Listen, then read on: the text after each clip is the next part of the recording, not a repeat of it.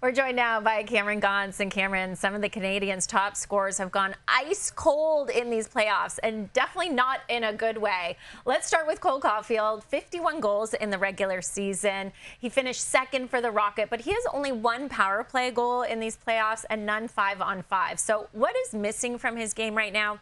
And how can Martin St. Louis get him going? For me, what's missing is his confidence. He's one of the best shooters in the league. He's got one of the best arsenals of shots as well. And yet he doesn't seem to be shooting it, letting it fly quite as often. In game one, he only had 2 shot attempts. For someone like Cole Caufield, there's a reason why his nickname is Goal Caufield. He can shoot the puck. He needs to start shooting it a bit more. And some ways that Martin St. Louis can help him out, maybe get him a few different looks.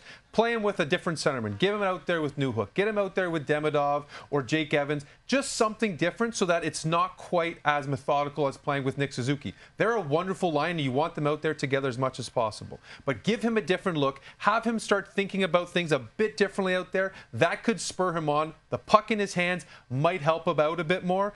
And then on the power play, work him low.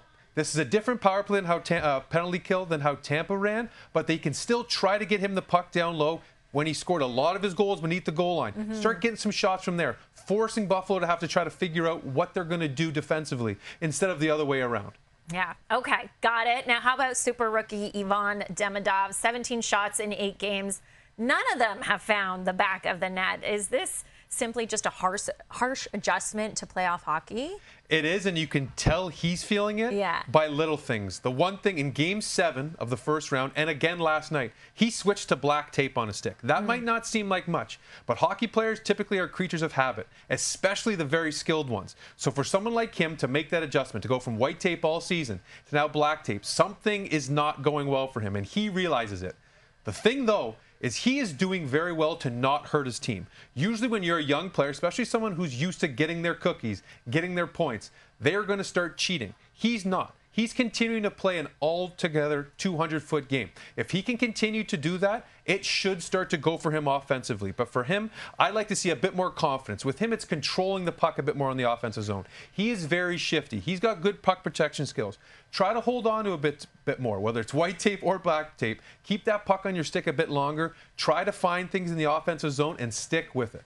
Okay, sounding like a bit of confidence for both Caufield and Demidov. Let's go with Juraj Slafkovsky, because he has 3 goals, but all 3 were on their power play and in the same game. So what does he need to do 5-on-5 to be more impactful? Don't say confidence. No, it's not confidence. It's parking himself in front of the net. Okay. He has to play, maybe not quite Thomas Holmstrom or Zach Hyman, where they essentially buy a parking pass for the front of the net, but he needs to be a presence in front of that net. Not only will that get him more involved in the offense, just by pucks coming to that area, him battling for it, but it also will benefit the other members of his line by giving them a bit more space. When you decide to go to the net front, someone from the defending team has to come with you, or you're going to be open. But if they come with you, that's one less layer of defense for everyone else on the ice to deal with. So if he can get to that net front, engage physically, because when he's engaged physically, that's when he's at his best. He's a mountain of a man, and if he's going to get involved, force Buffalo to play his way. Force them to think about what he's doing on the ice. Engage with him. That's going to help a lot of other facets, not only of his game, but of his team's game.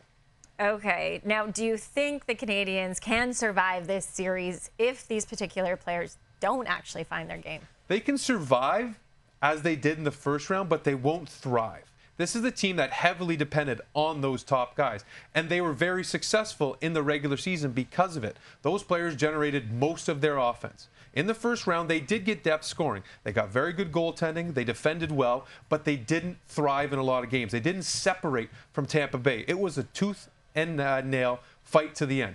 If they want to have more success, and more success early in this series, that top line has to get going.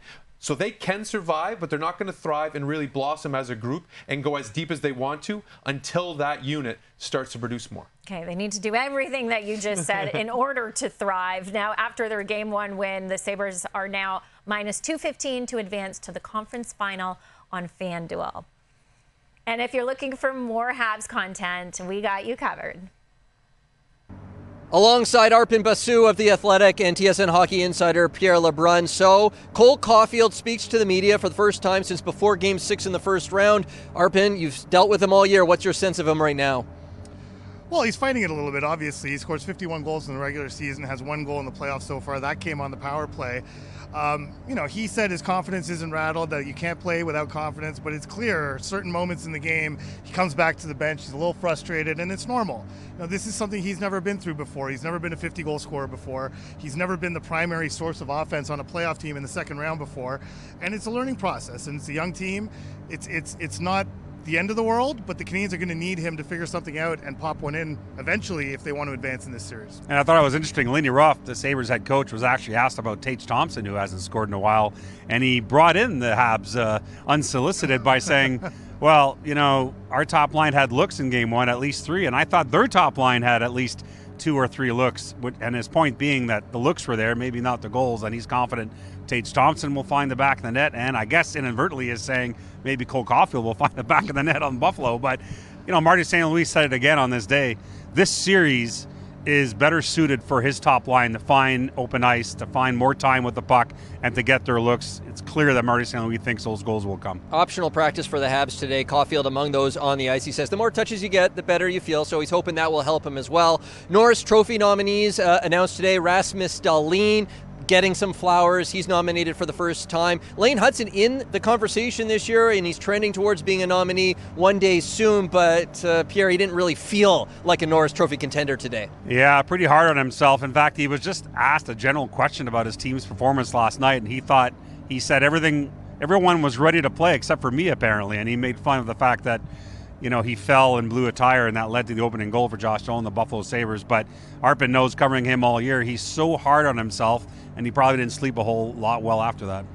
No, and he's, it's pretty rare that Lane Hutson has a game where he can come out and say that, but every time he does, that's exactly what he does. His standard for himself has always been so high. That's why he's reached this status in the NHL, is because he is just a constant fighter, someone who wants to get better. The first guy on the ice today was Lane Hutson. It often is. He's often on the ice on off days, and sometimes the Canadiens have to tell him to stay off the ice. And I know Marty mentioned today, I don't mess with Lane, but they have had to keep him off the ice at times because his standard for himself is indeed so high. And, he's being compared in this series, Mark, to Rasmus Dahlin. Yeah, they are the top dogs on the back end for each team, and Dahlin, like you said, getting the Norris nod. Lane Hutson got a lot of votes for the Norris. He just didn't end up in the top 3, but I can assure you in June, all of the votes are shown in their entirety. Lane Hutson will be 4th or 5th, at worst 6th, in a year in which there were at least 8 legitimate Norris candidates. But when I asked Lane Hutson about being in the conversation, he said, cool, but it's not really about personal accolades for me. An impressive performance in the media session today by Hutson. The first question today about the team's slow start, he immediately took personal responsibility for his role in that. So for the first time in this year's playoffs, the Canadiens are behind in this series, but I don't know, guys, seemed pretty relaxed today. What was your sense of them?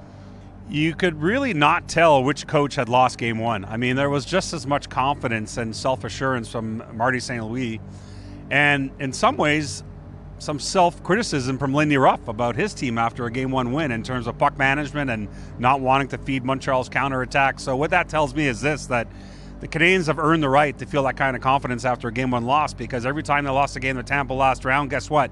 They rebounded with a win.